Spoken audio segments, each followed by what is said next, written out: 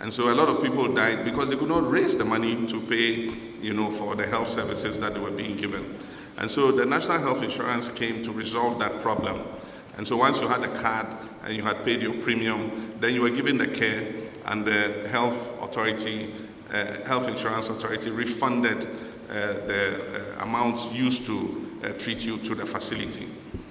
Unfortunately, over the years, because of the expansion in the subscriber numbers, it has made the sources of funding inadequate to be able to adequately cater for the number of people who are using the health insurance. And so we started to think about what ways we can expand the income coming into the health insurance so that it can continue to provide quality care to our people.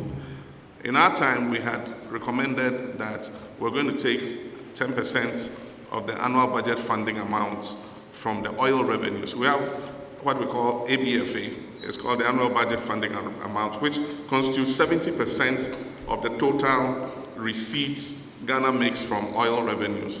And we said that if we added 10% of that to the NHIS, it will improve the access to money so that we could give quality care.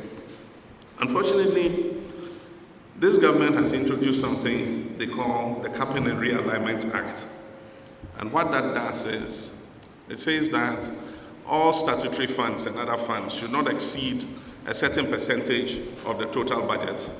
And so if they do the calculation in the budget and realize that the funds, the amount of money accruing to the funds exceeds that percentage, then the funds are capped and the extra money is taken from the funds and put back into the budget.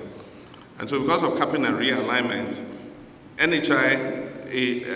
National Health Insurance Authority loses some of the money that is supposed to go into the health insurance fund.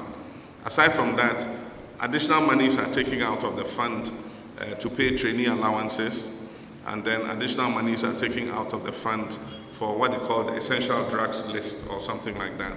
And so by the time all these monies have been taken out, the amount of money left to pay claims at the facility level becomes a major problem. I have said before that government should exempt the National Health Insurance Scheme from the capping and realignment so that we can have enough money in there to be able to cater for the subscribers to the health insurance.